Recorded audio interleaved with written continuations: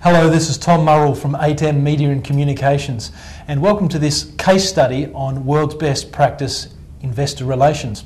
If you're a biotechnology company, perhaps with an aspiration of becoming a global player, what are some of the ways and the tools and the techniques that you can communicate better with your shareholders in terms of what your message is and why should they invest in your company?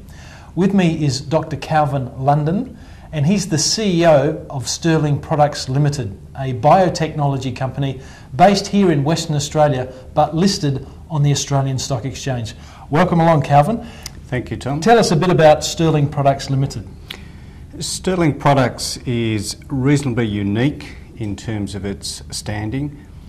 We are one of the few companies in the world that are developing products internationally for metabolic modification for humans. And the way in which we're doing this is we have an animal platform of technologies, primarily across three areas. One of those is to replace antibiotics as growth agents. Secondly is to develop a treatment for obesity in companion dogs. And the third is to develop treatments for respiratory diseases in horses.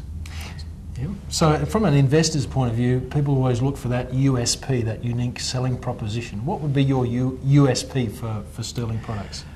I think Sterling's USP is that we have a very broad technology platform which from an investment point of view reduces the risk of investment. I think we've got huge market potentials in each of those particular areas. And we are also very clearly and very strategically going after international markets. Whereabouts internationally have you targeted? Well, we have a joint venture in Denmark with a company that developed a specific device for inhalation medication in horses, which of course goes very nicely with our drugs. And together we hope to develop a range of respiratory medications. We have also recently acquired a Canadian company which is based in Prince Edward Island. That takes us into a new realm, which is also a different area for us, in the area of non-medicated feed additives.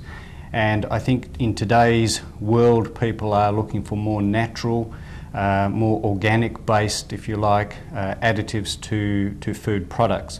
And this very clearly fits into that category. It also gives us a very well-defined presence in the North American continent. And we also have a fairly unique relationship with a company in South Africa where they have an exclusive distribution for our products once they get to market. And your shareholder base, how big is that and what type of people have invested in your company? We have a very diverse shareholder base. We probably have a couple of thousand shareholders. They range from day traders who are general public people that are interested in the scenarios, through to retail brokers who obviously have a much higher stake in the company and a much more persistent stake. We have a range of institutional investors involved, probably not as many as we would like, but I think in the life of a biotechnology company you start off with a large range and diverse range of shareholders, and as you get closer to your target markets this tends to narrow down into more sort of institutional investors. We also have a good spread internationally. We have investors from Southeast Asia, from countries in the European Unions, from North America, from Canada. So we're pretty well spread across an international platform and pretty well spread across a diverse range of shareholders.